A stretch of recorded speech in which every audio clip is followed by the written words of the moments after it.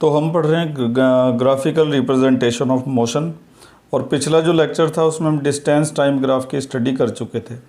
Distance time graph भी दो तरह के होते हैं, यूनिफॉर्म मोशन के और नॉन यूनिफॉर्म मोशन के। इनके बारे में हम पढ़ चुके हैं। जिन बच्चों ने इसको नहीं पढ़ा है वो पिछला लेक्चर ज़रूर देख लें।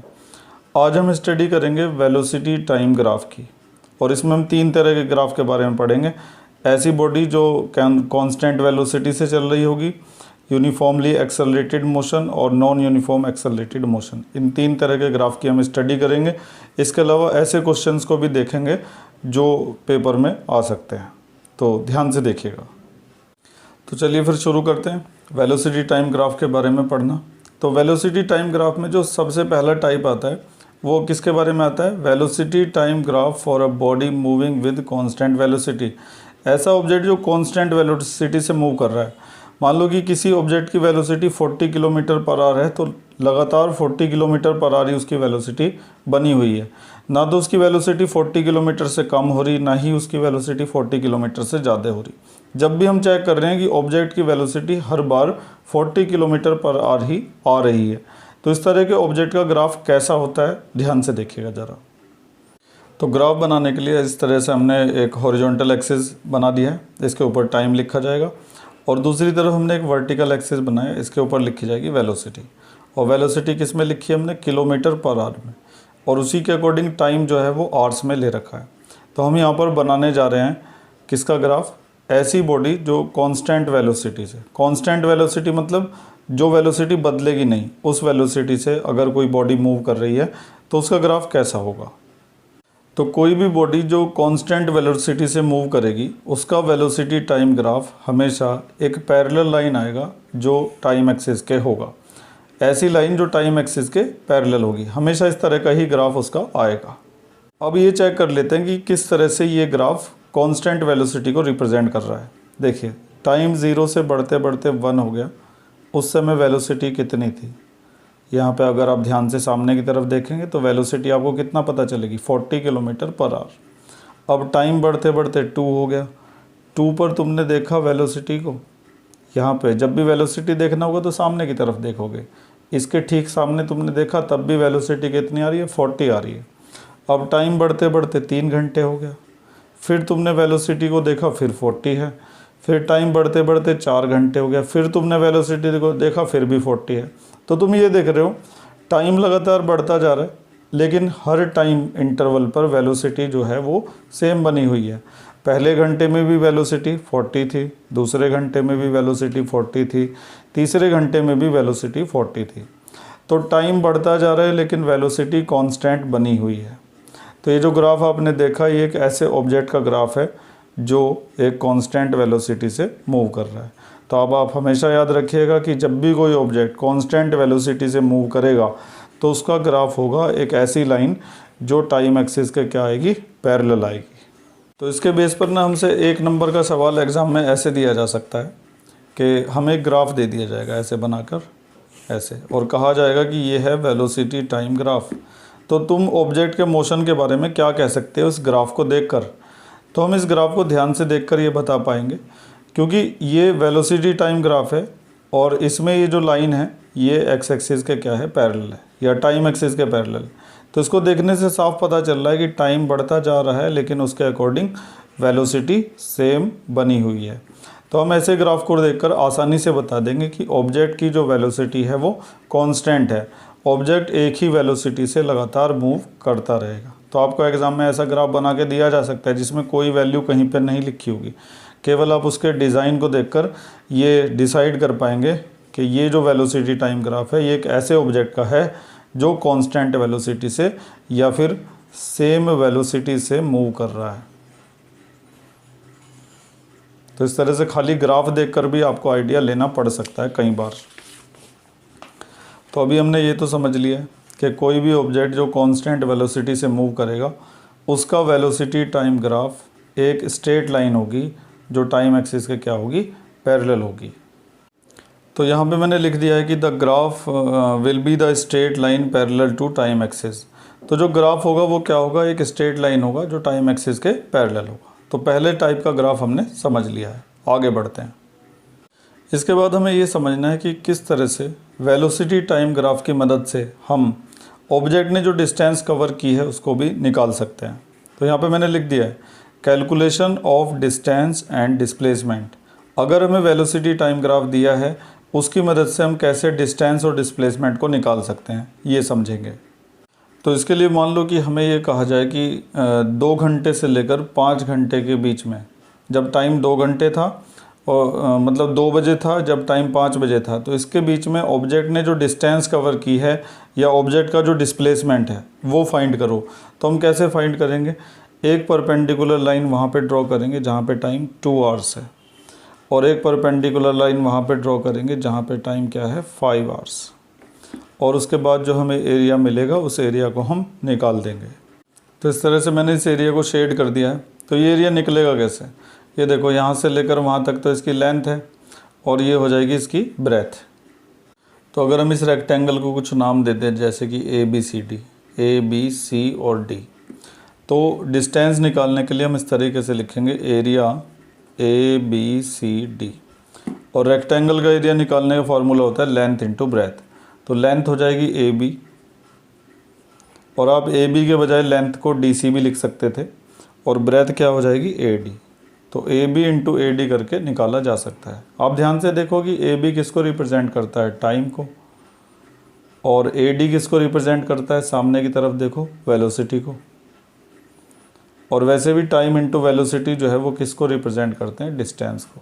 आपने डिस्टेंस निकालने का पुराना फार्मूला पढ़ रखा होगा। डिस्टेंस निकालने का पुराना फार्मूला होता है टाइम इंटू स्पीड, या speed multiply time is equal to distance.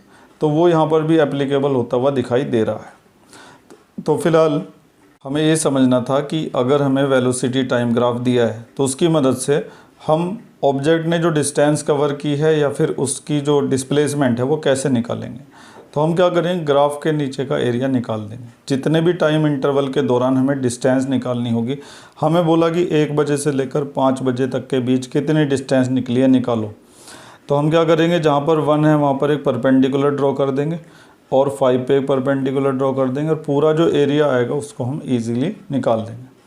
तो ग्राफ के नीचे का जो एरिया होता है वो किसको रिप्रेजेंट करता है, distance covered by the object, या फिर ऑब्जेक्ट का डिस्प्लेसमेंट। क्लियर हो गया होगा आपको। तो मैं यहाँ पर ये भी लिख देता हूँ कि area under the graph, area under the graph. तो हमने दूसरे पार्ट में ये समझा है कि अगर हमें वेलोसिटी टाइम ग्राफ दिया गया है और उसकी मदद से हमें डिस्टेंस फाइंड करनी है, तो हम कैसे फाइंड करेंगे, ग्राफ के नीचे का जो एरिया होगा उसको निकाल देंगे। और ज़रूरी नहीं कि ये ग्राफ जो है वेलोसिटी टाइम ग्राफ हमेशा स्ट्रेट लाइन ही होगा। अगर मान लो ये इस तरीके से हो गया तो फिर हम किस तरह से डिस्टेंस निकालेंगे उसे देखते हैं अगले पेज पर। तो अब ये जो आप ग्राफ देख रहे हैं अपने सामने, ये भी एक वेलोसिटी टाइम ग्राफ है, लेकिन कौन सा, यूनिफॉर्म एक्सेलरेटेड मोशन का। यूनिफॉर्म एक्सेलरेटेड मोशन होता क्या है, जब इक्वल इंटरवल ऑफ टाइम में वेलोसिटी में इक्वल इंक्रीज या इक्वल डिक्रीज होता है उसे कहते हैं यूनिफॉर्म एक्सेलरेटेड मोशन। और जब भी इस तरह का ग्राफ बनता है तो वो हमेशा एक स्ट्रेट लाइन आता है। वो अलग बात है कि ये स्ट्रेट लाइन इस बार टाइम एक्सिस के पैरेलल नहीं है। टाइम एक्सिस के पैरेलल जब आएगी स्ट्रेट लाइन तो इसका मतलब वेलोसिटी ना तो घट रही है ना बढ़ रही है, वो लगातार कांस्टेंट बनी हुई है। लेकिन इस केस में क्या होगा कि जैसे जैसे टाइम बढ़ेगा वैसे वैसे वेलोसिटी भी बढ़ेगी, लेकिन इक्वल इंटरवल ऑफ टाइम में वेलोसिटी में इक्वल इंक्रीज या इक्वल डिक्रीज होगा। तो इस तरह का जो ग्राफ होता है उसे कहते हैं यूनिफॉर्म एक्सेलरेटेड मोशन। सॉरी मैंने गलत बोल गया। इस तरह के मोशन को क्या कहा जाएगा, यूनिफॉर्म एक्सेलरेटेड मोशन। जब इक्वल इंटरवल ऑफ टाइम में इक्वल वेलोसिटी में इंक्रीज होगा तो ऐसा जो ग्राफ आएगा जिस ऑब्जेक्ट का, उसके मोशन को कहा जाएगा यूनिफॉर्म एक्सेलरेटेड मोशन। तो अब अगर हमें इस वेलोसिटी टाइम ग्राफ से ये पता लगाना है कि ऑब्जेक्ट ने कितनी डिस्टेंस कवर की है जब टाइम 10 आवर्स था तब से लेकर जब टाइम 20 आवर्स था तब तक, इस दौरान ऑब्जेक्ट ने कितनी डिस्टेंस कवर की है, तो यहाँ पे भी हम क्या करेंगे, ग्राफ के नीचे का जो एरिया होगा उसको फाइंड कर लेंगे। तो ग्राफ के नीचे का एरिया आते ही हमें ये पता लग जाएगा कि ऑब्जेक्ट ने कितनी डिस्टेंस कवर की है। तो अब इस ग्राफ के नीचे का एरिया निकलेगा कैसे, ये ज़रा ध्यान से देखिएगा। तो सबसे पहले 2 परपेंडिकुलर डाले जाएंगे जब टाइम 10 आवर्स था और जब टाइम था 20 आवर्स। और उसके बाद ये जो एरिया हमें दिखाई देगा ना, इसको हम निकाल देंगे। अगर आप इस एरिया को ध्यान से देख रहे हैं तो इसकी जो शेप होगी वो ऐसी आपको नज़र आएगी। इसकी शेप आपको इस तरह की नज़र आएगी, और ये जो शेप होती है इस शेप को कहा जाता है ट्रेपीजियम। इसके अलावा आप एक और काम कर सकते हैं कि यहाँ पर एक लाइन ऐसे करके ड्रॉ कर सकते हैं। उसके बाद क्या होगा कि ये एरिया दो हिस्सों में डिवाइड हो जाएगा। ऊपर वाला हिस्सा एक ट्राइंगल का है और नीचे वाला हिस्सा एक रेक्टेंगल का है। तो आप क्या करेंगे, ट्राइंगल का एरिया और रेक्टेंगल का एरिया प्लस करके भी इस एरिया को निकाल सकते हैं। और अब आपको सीधे ही निकालना है तो आप इसे एक ट्रेपीजियम की तरह से लेके इस एरिया को फाइंड कर सकते हैं। तो सबसे पहले तो मैंने यहाँ पे ये लिख दिया है कि जो यूनिफॉर्म एक्सेलरेटेड मोशन होगा उसका वेलोसिटी टाइम ग्राफ कैसा होगा। एक स्ट्रेट लाइन होगा, ऐसी लाइन जो पास होगी कहाँ से, ओरिजिन से। ओरिजिन होता है ये, ठीक है। तो velocity time graph uniform accelerated motion का कैसा होगा, एक स्ट्रेट लाइन होगा जो ओरिजिन से पास होगा। अब इसके बाद हम ये लिखते हैं कि अगर इस ग्राफ से हमें डिस्टेंस कवर्ड का पता लगाना हो तो हम कैसे लगाएंगे। तो मैंने यहाँ पे लिख दिया distance covered by the object, sorry यहाँ पे डिस्प्लेसमेंट भी लिखना था, डिस्टेंस और displacement covered by the object. तो फिलहाल अगर हमें डिस्टेंस निकालनी है तो हम क्या करेंगे, एरिया अंडर द ग्राफ निकालेंगे, एरिया अंडर द ग्राफ। और ग्राफ के नीचे का एरिया देखिए ज़रा, ये एरिया था तो अभी हमने डिस्कस किया था कि ये एक ट्रेपीजियम का एरिया है, तो एरिया ऑफ ट्रेपीजियम लिख दिया जाएगा। और ट्रेपीजियम का एरिया निकालने का फार्मूला होता है 1/2 sum of parallel sides into height.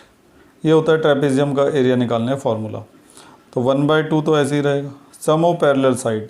बहुत से बच्चों को ये नहीं पता रहता है ट्रेपीजियम की पैरेलल साइडें कौन सी होती हैं, कई बार वो गलत भी ले लेते हैं। तो आप ज़रा इसको भी समझिए, देखिए ज़रा, अगर ये एक ट्रेपीजियम है तो ये दोनों जो आप देख रहे हैं ये इसकी पैरेलल साइड है और ये इसकी हाइट का काम करेगा।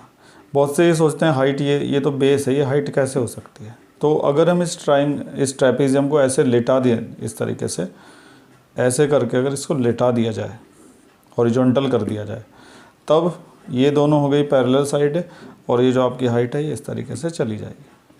तो यही बात आपको यहाँ पर भी समझनी है कि ये एक ट्रेपीजियम है अगर, तो ये वाली दोनों होंगी इसकी पैरेलल साइड है और ये जो आप देख रहे हैं ये इसकी क्या बनेगी, हाइट बनेगी। तो सम ऑफ पैरेलल साइड की जगह लिखा जाएगा AD plus BE, AD plus BE। और हाइट की जगह पर क्या लिखा जाएगा, AB। तो या तो आपके पास ये तरीका है कि आप इस पूरे को एक ट्रेपीजियम मानते हुए उसका एरिया निकाल दें, या फिर दूसरा तरीका ये है कि आप इसमें area of triangle plus area of rectangle वाला फॉर्मूला लगा दें। तो इसमें जो ट्राइंगल दिखाई दे रहा है वो ये है। ट्राइंगल का एरिया निकालने का फॉर्मूला क्या होता है, 1/2 बेस इंटू हाइट, और रेक्टेंगल का क्या होता है, लेंथ इंटू ब्रेथ। तो 1/2, इस ट्राइंगल का बेस क्या है, DC, और इस ट्राइंगल की हाइट क्या है, EC, प्लस इसी तरह से लेंथ इंटू ब्रेथ। रेक्टेंगल की जो लेंथ है वो क्या है, AB, और रेक्टेंगल की ब्रेथ क्या है, BC। तो इस तरीके से भी निकाला जा सकता है। तो फिलहाल हमने इस पेज पर क्या समझा है, एक बार रिवाइज करते हैं। इस पेज पर हमने ये समझा है कि ऐसा ऑब्जेक्ट जिसका मोशन है uniform accelerated motion. Uniform accelerated motion क्या होता है, जब इक्वल टाइम में इक्वल वेलोसिटी में इंक्रीज़ होता है तो उस ऑब्जेक्ट के मोशन को क्या कहा जाता है, यूनिफॉर्म एक्सेलरेटेड मोशन कहा जाता है। कि वो यूनिफॉर्म तरीके से क्या हो रहा है, एक्सेलरेटेड हो रहा है। ऐसा नहीं हो रहा कि पहले 1 घंटे में 20 किलोमीटर चला गया, दूसरे 1 घंटे में 50 किलोमीटर चला गया, ऐसा नहीं है। पहले 1 घंटे में भी सेम वेलोसिटी थी, दूसरे में भी सेम वेलोसिटी थी, तीसरे घंटे में भी क्या थी, सेम वेलोसिटी। तो इक्वल इंटरवल ऑफ टाइम में वेलोसिटी इक्वल इंक्रीज़ होती है या इक्वल डिक्रीज़ होती है तो उस मोशन को कहा जाता है यूनिफॉर्म एक्सेलरेटेड मोशन। और ऐसे मोशन का वेलोसिटी टाइम ग्राफ हमेशा एक स्ट्रेट लाइन होती है जो ओरिजिन से पास होती है। तो ये तो हमने समझा ग्राफ के बारे में। फिर हमने ये समझा कि इस ग्राफ से डिस्टेंस का पता कैसे चलेगा, डिस्टेंस या डिस्प्लेसमेंट इस ग्राफ की मदद से कैसे निकलेंगे। तो उसके लिए हम क्या करेंगे, ग्राफ के नीचे का वही एरिया निकाल देंगे जिस टाइम इंटरवल का हमें कहा गया है। हमें कहा जाता है कि 5 आवर्स से लेकर 20 आवर्स तक के बीच का जो डिस्टेंस है वो निकालो। तो हम यहाँ पर एक परपेंडिकुलर लाइन 5 के ऊपर ड्रॉ करते और एक 20 के ऊपर ड्रॉ करते। फिलहाल हमसे ये कहा गया कि 10 से लेकर 20 के बीच का निकालो, तो हमने एक लाइन 10 के ऊपर ड्रॉ करी, एक 20 के ऊपर। तो फिर ये जो एरिया आया ये हमें दिखाई दिया किसके जैसा, ट्रेपीजियम के जैसा। फिर हमने ट्रेपीजियम के एरिया का फॉर्मूला याद किया, 1/2 sum of parallel sides into height. Formula लगा दिया, उसमें जो ज़रूरी वैल्यूज़ थी वो पुट कर दी। मैंने आपको ये समझाया कि ये दोनों ट्रेपीजियम की पैरेलल साइड होती हैं और ये काम करेगा किसका, हाइट का। तो वो सब हमने यहाँ पे लिख दिया। हम इसे दूसरे तरीके से भी निकाल सकते थे। हम ये भी कर सकते थे कि ट्राइंगल का और रेक्टेंगल का एरिया क्या कर दिया जाए, प्लस कर दिया जाए। तो वो भी हमने यहाँ पे लिख दिया है। तो इस तरह से इस पेज पर जो भी आपको बताया गया वो समझ में आ गया होगा। तो वेलोसिटी टाइम ग्राफ का दूसरा टाइप हम पढ़ रहे थे, यूनिफॉर्म एक्सेलरेटेड मोशन। अब अगले पेज पर हम जाएंगे और वहाँ पे पढ़ेंगे नॉन यूनिफॉर्म एक्सेलरेटेड मोशन। तो अब हम देखने जा रहे हैं कि जो नॉन यूनिफॉर्म एक्सेलरेटेड मोशन होता है, नॉन यूनिफॉर्म एक्सेलरेटेड मोशन का मतलब है कि ज़रूरी नहीं कि इक्वल टाइम में इक्वल इंक्रीज़ या इक्वल डिक्रीज़ हो। इक्वल टाइम में अनइक्वल इंक्रीज़ या अनइक्वल डिक्रीज़ हो सकता है वेलोसिटी के अंदर। तो ऐसे जो ऑब्जेक्ट है उसका ग्राफ किस तरह का होता है, वो एक जिगजैग लाइन हो सकती है, कभी बढ़ गई वेलोसिटी, कभी घट गई, इस तरीके का आएगा। तो इसमें क्या होगा ना, कभी वेलोसिटी बढ़ेगी, कभी घटेगी, कभी बढ़ेगी, कभी घटेगी, इस तरीके से होगा। तो नॉन यूनिफॉर्म एक्सेलरेटेड मोशन जो होता है वो कभी भी एक स्ट्रेट लाइन नहीं होता, वो हमेशा क्या होता है, एक जिगजैग लाइन होता है। तो ये मैंने लिख दिया कि it is a zigzag line और कैन हैव एनी शेप। या तो ये जिगजैग लाइन का होगा या फिर ये किसी भी शेप का हो सकता है। तो ये जो ग्राफ था ये किसका था, नॉन यूनिफॉर्म एक्सेलरेटेड मोशन का। तो अब हम वेलोसिटी टाइम ग्राफ के जो तीनों टाइप हैं उनको समझ चुके हैं। पहली टाइप थी जब ऑब्जेक्ट की वेलोसिटी कांस्टेंट है, तो ऐसा ग्राफ होगा एक straight line parallel to time axis. और डिस्टेंस कैसे निकलेगी, एरिया अंडर द ग्राफ से। इसके बाद हमने पढ़ा था यूनिफॉर्म एक्सेलरेटेड मोशन के बारे में। वो भी एक स्ट्रेट लाइन होगा, लेकिन वो लाइन कहाँ से पास होगी, ओरिजिन से। और उसके नीचे का जो एरिया है अगर उसको भी निकाल देंगे तो पता लग जाएगा कि ऑब्जेक्ट ने कितनी डिस्टेंस कवर की है। और इसके बाद हमने पढ़ा नॉन यूनिफॉर्म एक्सेलरेटेड मोशन के बारे में। वो ग्राफ इस तरह का हो सकता है, एक जिगजैग लाइन हो सकती है या फिर वो किसी भी तरह का हो सकता है। तो वेलोसिटी टाइम ग्राफ की स्टडी आज हो गई है।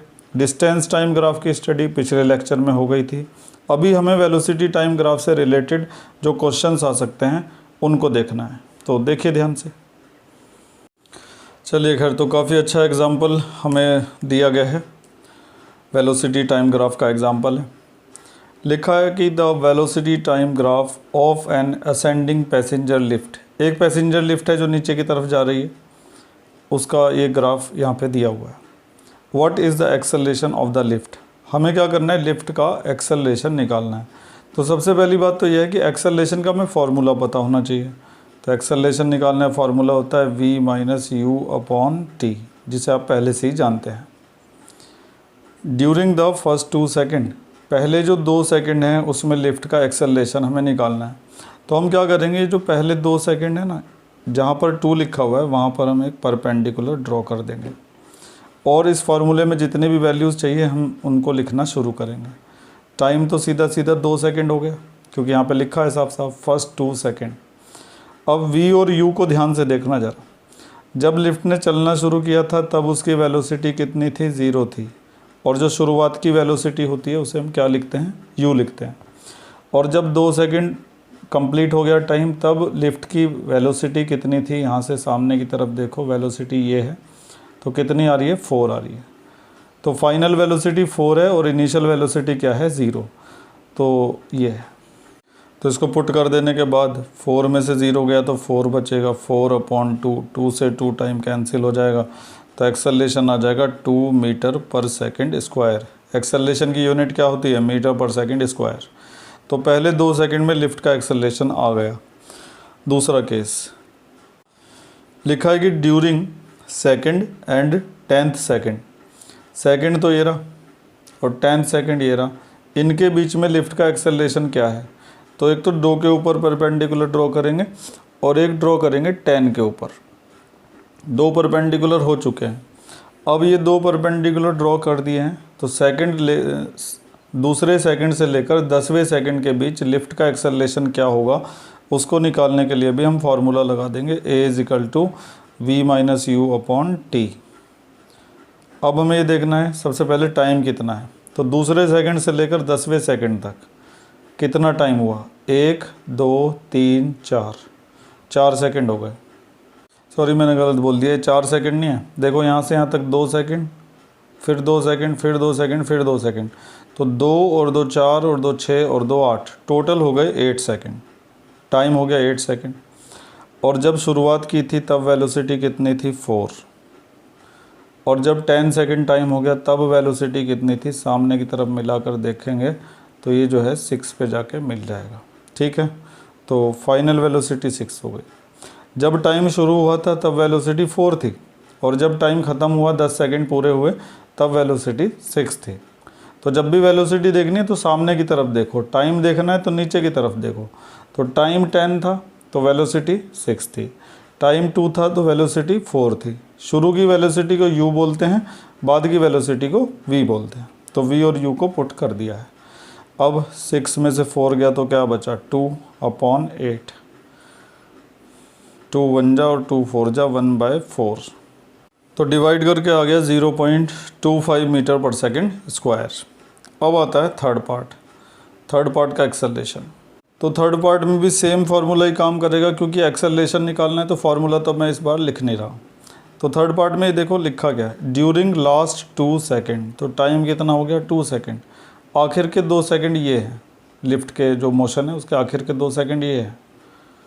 अब ये देखो, जब टाइम शुरू होता है आखिर के 2 सेकेंड का यहाँ से, और एंड होता है यहाँ पर, तो जब शुरू हुआ था टाइम तब वेलोसिटी कितनी थी, 6। तो यहाँ पे लिखनी है इनिशियल वेलोसिटी, u जो है वो पीछे लिखना है। और जब टाइम ख़त्म हो गया तब वेलोसिटी कितनी थी, तब यहीं पे देखना है तुम्हें, ऊपर तो कहीं देखना नहीं है। तो इसके ठीक सामने देखो वेलोसिटी कितनी आ रही है, 0 आ रही है। यहाँ पे कई बच्चे कंफ्यूज हो जाते हैं, दोबारा से समझिए। लास्ट के 2 सेकंड में एक्सेलरेशन निकालना है, तो जब लास्ट के 2 सेकंड शुरू होते हैं यहाँ से, यहाँ पर वेलोसिटी कितनी थी, 6। तो शुरुआती वेलोसिटी को हम u की जगह लिखते हैं, लिख दिया। अब जब टाइम एंड हुआ तो यहाँ पर आएगी फाइनल वेलोसिटी। इसी जगह पर हम देखेंगे वेलोसिटी की तरफ, तो हमें कितना मिलेगा, 0 मिलेगा।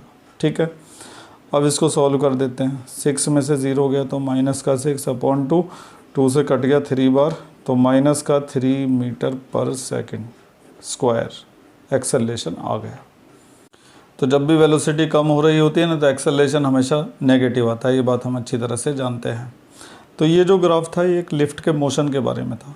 तो इसमें हमें पहले 2 सेकंड का, आखिर के 2 सेकंड का, और बीच के जो 2 से लेकर 10 सेकंड तक थे, इन तीनों का एक्सेलरेशन निकालना था। तो यहाँ पर तो वेलोसिटी बढ़ी रही थी, तो इस वाले में भी एक्सेलरेशन क्या आया, पॉजिटिव आया। फिर यहाँ से लेकर यहाँ तक भी एक्सेलरेशन पॉजिटिव आया। लेकिन इस वाले में वेलोसिटी कम हो रही, तो एक्सेलरेशन क्या आएगा, नेगेटिव आएगा। और ग्राफ से कैलकुलेशन करते समय फाइनल वेलोसिटी, इनिशियल वेलोसिटी, इन सब का काफ़ी ध्यान रखना पड़ता है। जब टाइम शुरू हुआ तब वेलोसिटी 0 थी, जब टाइम पूरे 2 सेकंड हो गया तब वेलोसिटी 4 थी। तो शुरुआत की वेलोसिटी यहाँ पर, बाद की वेलोसिटी यहाँ पर। ऐसे ही हमने सब जगह पर किया। उम्मीद है कि आप इस सवाल को, इस बेहतरीन सवाल को अच्छी तरह से समझ गए होंगे। इसके बाद वेलोसिटी टाइम ग्राफ का एक इससे भी बेहतरीन क्वेश्चन हमें समझना है। वो सवाल भी आपको इतना कुछ सिखा देगा कि उससे ज़्यादा तो एग्ज़ाम में कभी आ ही नहीं सकता है। तो उस वाले सवाल को भी बड़े ध्यान से आप देखिएगा, उससे भी आपकी बहुत सारी जानकारी बढ़ेगी। तो एक और एग्ज़ाम्पल हमारे सामने है, इसकी मदद से भी हम वेलोसिटी टाइम ग्राफ के बारे में और ज़्यादा चीज़ें जान पाएंगे। तो पढ़ लेते हैं क्या सवाल है। A body moves with a uniform velocity of 2 metre पर सेकेंड for 5 सेकेंड। एक बॉडी है जो 2 मीटर पर सेकेंड की वेलोसिटी से चलती है पूरे 5 सेकेंड तक। Then its velocity increases uniformly। उसके बाद उसकी वेलोसिटी यूनिफॉर्मली इंक्रीज़ होना शुरू होती है to 10 मीटर पर सेकेंड। तो पहले तो वेलोसिटी 2 मीटर पर सेकेंड रही पूरे 5 सेकेंड तक। उसके बाद वेलोसिटी यूनिफॉर्मली इंक्रीज़ होने लगी, और इंक्रीज़ होते होते कितना हो गई, 10 मीटर पर second and in next 5 second, अगले 5 सेकेंड में।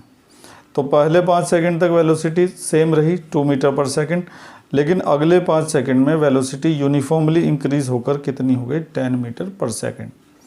There after its velocity began to decrease, उसके बाद उसकी वेलोसिटी कम होना शुरू हो गई यूनिफॉर्म रेट से until it comes to the rest, जब तक वो रेस्ट में ना आ जाए। ये L2 लगे हुए हैं, तो रेस्ट में आने तक उसकी वेलोसिटी क्या होती रही, डिक्रीज होती रही और 5 सेकंड तक ये हुआ। तो सबसे पहले लिखा है कि plot the velocity time graph for the motion of the body. इस बॉडी के मोशन के लिए हमें वेलोसिटी टाइम ग्राफ बनाना है। तो इस ग्राफ को बनाने से पहले इस चीज़ को एक बार फिर से समझना पड़ेगा। पहले 5 सेकंड तक बॉडी की वेलोसिटी 2 मीटर पर सेकंड ही रही, पूरे 5 सेकंड तक इतनी ही वेलोसिटी रही। ये देखिए लिखा हुआ है a body moves with a velocity of 2 metre per second for 5 second. 5 second तक 2 मीटर पर सेकंड की वेलोसिटी से बॉडी चलती रही, सेम वेलोसिटी रही इसका मतलब। Then its velocity increases uniformly, इसके बाद उसकी वेलोसिटी ने यूनिफॉर्मली इंक्रीज करना शुरू किया to 10 metre per second. 10 metre per second तक वेलोसिटी बढ़ गई और इस प्रोसेस में 5 सेकंड का टाइम लगा। उसके बाद वेलोसिटी बिगन टू डिक्रीजेज, उसके बाद वेलोसिटी कम होना शुरू हो गई यूनिफॉर्म रेट से और तब तक कम होती रही जब तक वो रेस्ट में ना जाए, यानी कि वेलोसिटी जब तक ज़ीरो ना हो जाए, और इस प्रोसेस में भी 5 सेकंड का टाइम लगा। तो 3 बार 5-5 सेकंड है। पहले 5 सेकंड में 2 मीटर पर सेकंड वेलोसिटी बनी रही, अगले 5 सेकंड में वेलोसिटी बढ़ती रही 10 मीटर पर सेकंड तक यूनिफॉर्मली। उसके बाद अगले 5 सेकंड में वेलोसिटी घटती रही और तब तक घटती रही जब तक वो बॉडी रेस्ट में ना आ जाए। तो इस बेस पर हमें वेलोसिटी टाइम ग्राफ बनाना है, काफ़ी इंपॉर्टेंट है, पूरे फोकस से और बड़े ध्यान से समझिएगा। तो सबसे पहले एक वर्टिकल लाइन और एक हॉरिजॉन्टल लाइन ड्रॉ की जाएगी। वर्टिकल पर वेलोसिटी और हॉरिजॉन्टल पर लिखा जाएगा टाइम। तो इस तरह से हमने वर्टिकल और हॉरिजॉन्टल एक्सिस बना लिए हैं। अब हमारे पास टाइम का देखिए क्या हुआ है, पहले 5 सेकंड, फिर 5 सेकंड और फिर 5 सेकंड, कुल 15 सेकंड हमारे पास हैं। तो यहाँ पर हम कम से कम 2-2 का डिफरेंस ले लेते हैं ताकि 15 सेकंड हमारे कवर हो सकें। 2, 4, 6, 8, 10, 12 और 14 और 16। तो यहाँ तक हमारे 15 सेकंड कवर हो जाएंगे। दूसरी तरफ वेलोसिटी है, तो वेलोसिटी भी मैक्सिमम जो है ना 10 मीटर पर सेकंड तक बढ़ी है। देखो बाद में तो रेस्ट में आ गई, यानी कि 0 हो गई, वहाँ पे 2 मीटर पर सेकंड है, लेकिन यहाँ पे 10 मीटर पर सेकंड है। तो इधर की तरफ भी हम 2-2 का डिफरेंस ले लेते हैं।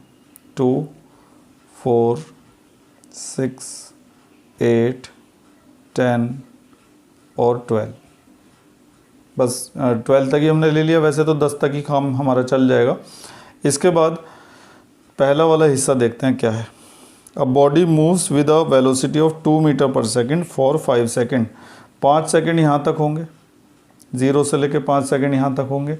इस दौरान बॉडी जो है वो 2 मीटर पर सेकंड की वेलोसिटी से मूव करती रही, यानी कि इस दौरान का जो ग्राफ है बड़े ध्यान से देखिएगा, ऐसे बनेगा। दूसरा पेन लेता हूँ। पहले 5 सेकंड के दौरान का जो ग्राफ है वो एक स्ट्रेट लाइन आएगा पैरेलल टू टाइम एक्सिस, क्योंकि हमें पता है कि वेलोसिटी ना तो घट रही है ना बढ़ रही है। पहले 5 सेकंड तक वेलोसिटी 2 मीटर पर सेकंड ही बनी रही। ये देखो लिखा है 2 metre per second for 5 second, ठीक है। इसके बाद अगले 5 सेकंड में क्या हुआ है, velocity increases uniformly. Velocity uniform तरीके से क्या होगी, इंक्रीज होगी टू 10 मीटर पर सेकंड। कहाँ तक इंक्रीज होगी, 10 मीटर पर सेकंड तक। तो अगले 5 सेकंड देखिए कहाँ से कहाँ तक आएंगे, यहाँ से लेकर यहाँ तक आएंगे 10 तक, अगले 5 सेकंड। और इस दौरान हमें वेलोसिटी को क्या करना है, इंक्रीज़ करना है। और कहाँ तक इंक्रीज़ करना है, 10 तक। तो ध्यान से देखिए कैसे इंक्रीज़ किया जाएगा। तो इसके लिए सबसे बढ़िया तरीका है कि टाइम 10 हो जाएगा 5 सेकंड बढ़कर, और वेलोसिटी भी बढ़कर 10 हो जाएगी। तो इसके ठीक सामने एक इस तरह से डॉट लगा लो यहाँ पर, ठीक है। अब वेलोसिटी को बढ़ाना शुरू करो। अगले 5 सेकंड तक वेलोसिटी बढ़ती रही और बढ़ते बढ़ते कितनी हो गई, 10 मीटर पर सेकंड हो गई, ठीक है। उसके बाद क्या हुआ, अगले 5 सेकंड में velocity began to decrease. Velocity कम होना शुरू हुई यूनिफॉर्म रेट से until it comes to rest. Rest का मतलब जब तक वेलोसिटी 0 ना हो जाए। अब अगले 5 सेकंड आएंगे 10 से लेकर 15 तक, यहाँ तक आएंगे अगले 5 सेकंड। और वेलोसिटी को डिक्रीज़ करते करते कहाँ तक लाना है, 0 तक लाना है, क्योंकि वहाँ पे वेलोसिटी 10 है। लेकिन जब डिक्रीज़ करते हुए इसके सामने हम देखेंगे यहाँ पर, तो इस जगह पर वेलोसिटी क्या है, 0 है। तो अगले 5 सेकंड में वेलोसिटी क्या होगी, डिक्रीज़ होगी और होते होते कितनी हो जाएगी, 0 हो जाएगी। तो इस तरह से उस बॉडी का जो मोशन है उसका ग्राफ बढ़िया तरीके से हमने बना दिया है। पहले 5 सेकंड तक सेम वेलोसिटी बनी रही, अगले 5 सेकंड में यूनिफॉर्म रेट से वेलोसिटी इंक्रीज़ हुई 10 मीटर पर सेकंड तक। उसके अगले 5 सेकंड में वेलोसिटी तब तक डिक्रीज़ होती रही जब तक वो 0 ना हो जाए। जब भी वेलोसिटी देखना होगा सामने की तरफ देखेंगे, जब भी टाइम देखना हो तो नीचे की तरफ देखेंगे। ग्राफ बनाते समय इन बातों का ध्यान रखना होता है। तो ग्राफ कंप्लीट हो चुका है। अब अगला पार्ट है, from the graph find the total distance covered by the body after 2 second. 2 second बाद बॉडी ने कितनी डिस्टेंस कवर की होगी और 12 सेकेंड बाद कितनी डिस्टेंस कवर की होगी, ये हमें निकालना है। हम अच्छी तरह से जानते हैं कि किसी भी ग्राफ से अगर डिस्टेंस निकालनी है तो उसके नीचे का जो एरिया होता है, वेलोसिटी टाइम ग्राफ में जो एरिया अंडर द ग्राफ होता है उसको निकालने से डिस्टेंस का पता लग जाता है। तो सबसे पहले हम निकालते हैं distance covered after 2 second. 2 second बाद कितनी डिस्टेंस कवर हुई होगी। तो टाइम एक्सिस पर देखिए 2 सेकेंड कहाँ तक है, यहाँ तक है 2 सेकेंड, 0 से लेकर 2 तक। तो इस दौरान ग्राफ के नीचे का जो एरिया होगा पूरा इसको निकाल दिया जाएगा। पहले हम इसको कुछ नाम दे देते हैं, O, A, B और C, और यहाँ पर हम लिख देंगे एरिया OABC जो कि एक रेक्टेंगल है। इस रेक्टेंगल की लेंथ देखो यहाँ से यहाँ तक कितनी है, 2 है, और अगर इसकी ब्रेथ देखेंगे यहाँ से यहाँ तक वो भी कितनी है, 2 है। तो इस तरह से 4 आ जाएगा। और डिस्टेंस की जो यूनिट होती है वो क्या होती है, मीटर होती है। तो पहले 2 सेकंड में कवर की गई डिस्टेंस बड़े आराम से निकल गई, लेकिन डिस्टेंस कवर्ड आफ्टर 12 सेकंड निकालने में थोड़े से हमें मेहनत करनी पड़ेगी, थोड़े से पापड़ बेलने पड़ेंगे। 12 सेकंड बाद डिस्टेंस कैसे निकलेगी, ध्यान से देखिएगा। 12 सेकंड यहाँ पर है, तो सबसे पहले तुम यहाँ पर एक सीधा परपेंडिकुलर ड्रॉ करोगे इस तरह से। अब ये जो एरिया है ना, यहाँ से 0 से लेकर 12 तक का, ये बड़ा अजीब सा एरिया है। तो ये ऐसा एरिया है जिसके बारे में मतलब ना तो हम ये कह सकते कि वो एक रेक्टेंगल है, ना हम ये कह सकते कि वो एक ट्राइंगल है। तो हम क्या करेंगे, इस पूरे एरिया को, ये जो आपको दिखाई देता है, इसको कुछ हिस्सों में बांट लेंगे। जैसे यहाँ से लेकर यहाँ तक तो पूरा एक रेक्टेंगल हो गया, तो ये एरिया तो समझो निकल गया। और ये वाला जो पार्ट बचा हुआ है, यहाँ पर देखिए क्या किया जाएगा। जहाँ पर ये पॉइंट टॉप पे जा रहा है, यहाँ से एक और लाइन हम ज्वाइन कर देंगे। इसके बाद इस लाइन को आगे सीधा ज्वाइन कर दिया जाएगा और एक ज्वाइन हम यहाँ पे दे देंगे इस तरह से। तो अब हमारे पास कुल 4 एरिया हैं। एक तो ये हो जाएगा, ये रेक्टेंगल पूरा बड़ा वाला रेक्टेंगल, 1 2 3 4 5, टोटल 5 एरिया हैं। इन पांचों एरिया को निकाल के हमें क्या करना पड़ेगा, प्लस करना पड़ेगा। तो ये एरिया 1 हो गया, ये पूरा जो रेक्टेंगल आप देख रहे हैं। ये एरिया 2 हो गया, दूसरे वाला रेक्टेंगल। ये एरिया 3 हो गया, तीसरा रेक्टेंगल। इसके बाद एरिया 4 ट्राइंगल हो गया, एरिया 5 ट्राइंगल हो गया, एरिया 6 ट्राइंगल हो गया। सॉरी, ये 6 मैंने फ्लो में बोल दिया था, गलत बोल दिया था। केवल हमें 12 सेकंड तक ही देखना था ना, तो ये वाला पार्ट नहीं लेंगे। तो हम क्या करेंगे ना, ये पांचों एरिया को निकाल के प्लस करेंगे। एक फर्स्ट एरिया ये रहा, सेकेंड एरिया, थर्ड, फोर्थ और फिफ्थ। ठीक है, एक एक करके इनको निकालते हैं अगले पेज पर। तो सबसे पहले तो हमने लिख दिया कि distance covered after 12 second. 12 second बाद कितनी डिस्टेंस होगी, तो उसके लिए हम लिखेंगे area part first plus area part second plus area. तो इस तरह से पांचों एरिया को हम निकाल के क्या करेंगे, प्लस करेंगे। तो सबसे पहले फर्स्ट पार्ट को देखते हैं, उसका एरिया कैसे निकलेगा। ध्यान से देखो, ये पूरा जो रेक्टेंगल है ना, बड़ा वाला, इस बीच वाले लाइन को छोड़ के ये पूरा जो रेक्टेंगल है, इसका एरिया निकलेगा लेंथ इनटू ब्रेथ से। तो लेंथ हो गई यहाँ से लेकर यहाँ तक कितनी, 5 हो गई। 4 से आगे 5 आता है, तो लेंथ हो गई 5 और ब्रेथ कितनी हो गई, सामने देखो 2 हो गई। तो लेंथ 5 है और ब्रेथ कितनी है इसकी, 2 है। तो इसका एरिया तो हो गया 5 × 2 प्लस। अब दूसरा रेक्टेंगल ये वाला, इसकी लेंथ देखो कितनी है, यहाँ से लेकर यहाँ तक भी 5 होगा और ये भी कितना होगा, 2 होगा। तो ये भी सेम हो जाएगा 5 × 2 प्लस। एरिया पार्ट 3 देखिए ज़रा कैसे निकलेगा। ये है पार्ट 3, ये भी एक रेक्टेंगल है। इसकी ये जो ब्रेथ है ये कितनी है, 2 है, और इसकी लेंथ कितनी है, ये यहाँ पे सामने देखते हैं 6 आ रही है। हाँ 6 ही आ रही है।